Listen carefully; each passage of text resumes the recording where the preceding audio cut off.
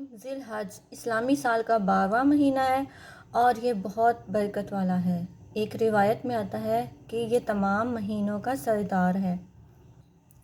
ذی الحج کے 10 دنوں کی بہت زیادہ فضیلت ہے اور جو اس 10 دنوں کی عزت کرتا ہے تو اللہ تعالیٰ اسے 10 چیزیں عطا کرتا ہے۔ عمر میں برکت، مال میں زیادتی، اہل و عیال کی حفاظت، گناہوں کا کفارہ، نیکیوں میں اضافہ اور وقت نظام میں آسانی، ظلمت میں روشنی اور میزان کا پلڑا بھاری، جہنم سے نجات اور جنت کے درجات میں بلندی۔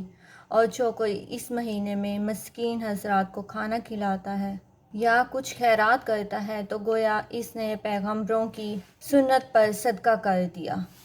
جس نے ان دنوں میں کسی مریض کی عیادت کی تو اس نے اولیاء اور ابدال کی عیادت کی۔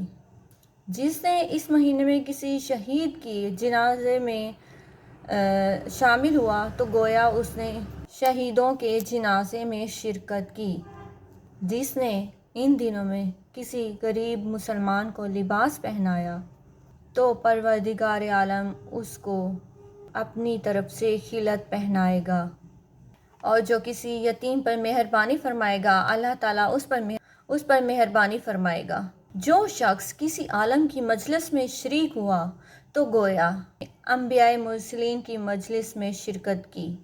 حضرت جابر بن رضی اللہ عنہ سے مروی ہے کہ حضور نبی کریم علیہ الصلوۃ والسلام نے فرمایا کہ اللہ تعالیٰ کو ان دنوں سے محبوب اور کوئی دن نہیں تھا۔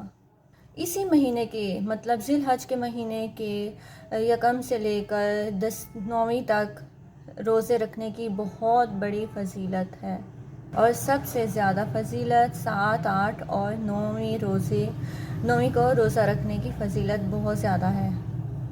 حضور نبی کریم علیہ الصلوۃ والسلام صلی اللہ علیہ وآلہ وسلم نے فرمایا کہ جس نے یوم ترویہ کا روزہ رکھا اللہ تعالیٰ اسے حضرت یعقوب علیہ السلام کے مصائب پر صبر کرنے جتنا ثواب عطا فرماتا ہے، اور جس نے یوم عرفہ کا روزہ رکھا تو اللہ تعالیٰ حضرت عیسیٰ کے برابر ثواب عطا فرماتا ہے۔ جزاک اللہ۔